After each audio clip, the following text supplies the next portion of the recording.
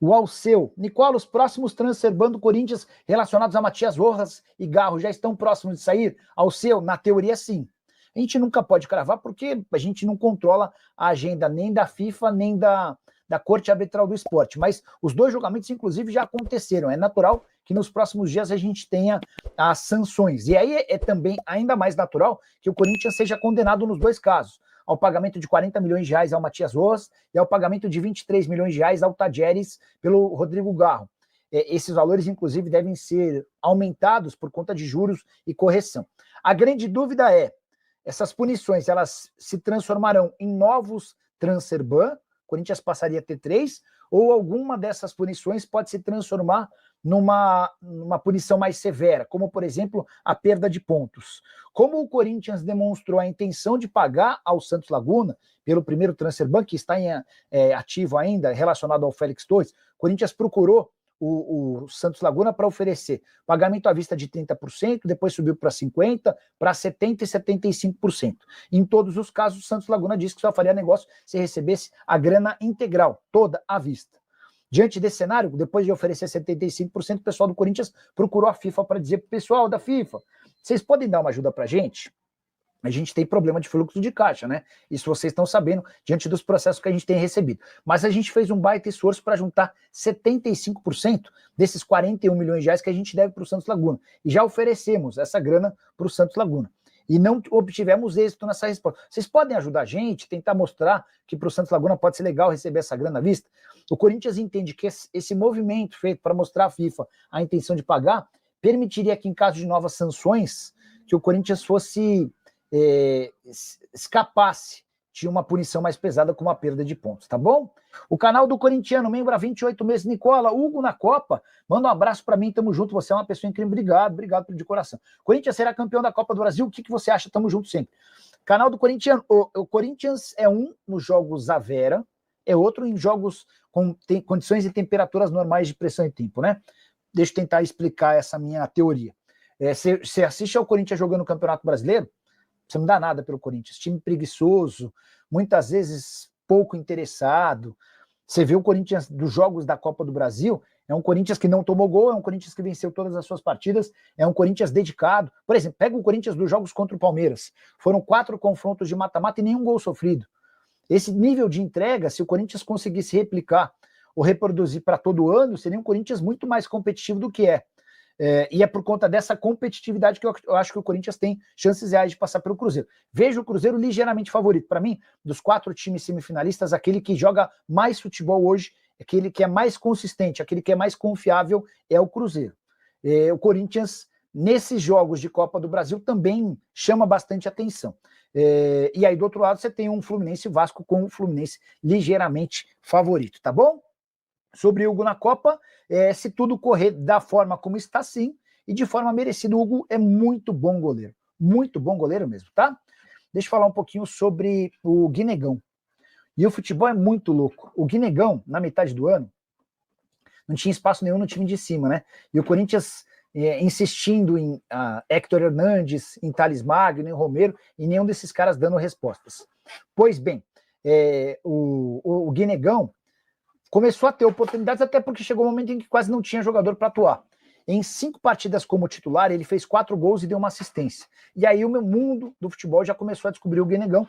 Nessa sexta-feira surgiu uma especulação de que o Zenit tem interesse em contratá-lo. Isso não se transformou em proposta, só uma sondagem. Já tem também uma disputa entre empresários querendo representá-lo na possibilidade de uma venda para o futebol europeu. E por conta de toda essa repercussão, o Corinthians se apressou e renovou o contrato com o Guinegão.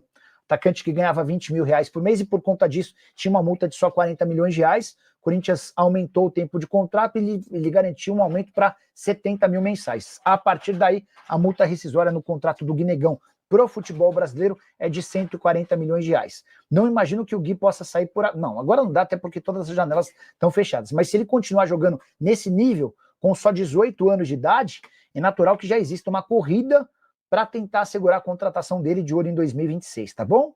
Quero falar agora sobre o Corinthians Guinegão, autor de 4 gols e uma assistência nos últimos 5 jogos pelo Corinthians, no time principal e como titular, tem chamado a atenção de clubes do exterior. Primeiras sondagens com cifras bem baixas. O Corinthians chegou a ser procurado por um time da Europa disposto a pagar 10 milhões de reais. O Timão disse que não daria nem para atender a ligação para tratar sobre números tão baixos. Em relação à Rússia, pintou também nas últimas horas a especulação de que o Zenit demonstrou interesse em contratá-lo. Mas, até agora, não há nada de oficial e a janela de transferências na Rússia, como eu tenho contado para vocês, já está encerrada. A tendência é que se o Guinegão mantiver os bons números e apresentações, com apenas 18 anos de idade, ele será alvo de propostas bem interessantes para metade do ano. Gui, que renovou recentemente seu contrato, ele ganhava 20 mil reais por mês e passou a ganhar 70 mil. Com isso, a multa rescisória para clubes no Brasil subiu para 140 milhões de reais. A multa para times do exterior é de 630 milhões e é óbvio que o Corinthians não espera por propostas com esses números. Imagino que qualquer coisa a partir de 10 milhões de euros e o Timão já possa pensar em negociá-lo. Atleta que quase foi parar no Montpellier da França no empréstimo gratuito na metade do ano, quando ainda nem sonhava em fazer sucesso no time principal. Só para completar em relação ao Corinthians, registrar que Ranieri e Carrillo já voltaram a treinar com bola e estarão à disposição do técnico Dorival Júnior num futuro não tão distante. Curtiu o vídeo? Não esquece de deixar like, de se inscrever no canal. Quero fechar o vídeo para falar sobre o Corinthians e te explicar em detalhes o que significam os resultados negativos apresentados pelo Timão do ponto de vista financeiro nos primeiros 6 meses do ano. O Corinthians divulgou seu balancete de janeiro a junho, em que se registrou um prejuízo de 60 milhões e 200 mil reais, ou seja, as receitas não foram capazes de cobrir as despesas em mais de 60 milhões de reais. E olha que o Timão havia previsto no seu orçamento um lucro de 2 milhões e 300 mil para esse período. A verdade é que as receitas foram de 380 milhões de reais, só que as despesas líquidas ultrapassaram 424 milhões de reais. Queria descrever quanto o Corinthians faturou com alguns dos seus principais itens. Foram 174 milhões com direitos de transmissão, 96 milhões com patrocínio, 63 milhões com bilheteria, 47 milhões com receitas na marca, além de 17 milhões de reais com sócio torcedor. A dívida bruta do Timão também cresceu. Ao fim do primeiro semestre de 2025, Corinthians devia 2 bilhões 637 milhões de reais, um crescimento de 69 milhões ao longo dos 9 primeiros meses do ano. Isso equivale a dizer que o Corinthians registrou um prejuízo superior a 10... Prejuízo não. O Corinthians registrou um aumento da sua dívida superior a 10 milhões de reais por mês, tá? A dívida na virada do ano era de 2 bilhões 568 milhões de reais. Só para completar, registrar que desses 2,6 bi que o Corinthians deve, 1 bilhão 962 milhões são dívidas do clube e o restante 675 milhões de dívidas com o estádio. E você, qual o futuro? Que pensa para que o Corinthians possa sair desse buraco? É SAF?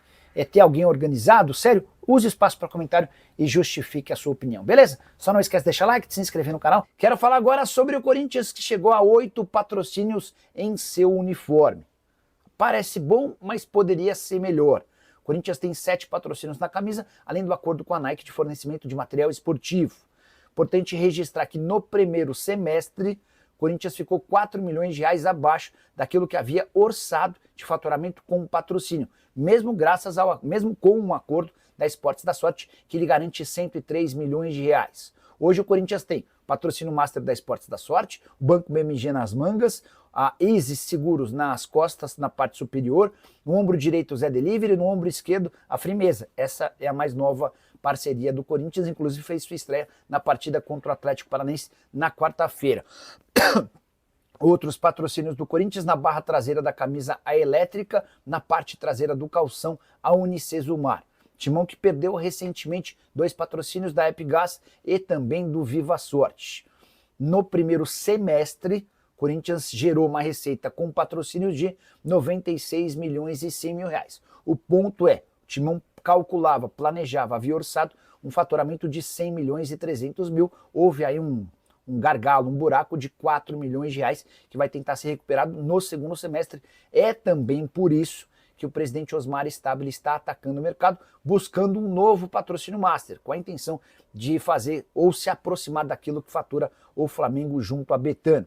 Ah, só para arrematar em relação a patrocínio, só registrar que esses 96 milhões de reais fizeram dos patrocínios a segunda maior fonte de receita do Corinthians na primeira parte do ano. Somente direitos de transmissão, com 174 milhões de reais, asseguraram mais dinheiro.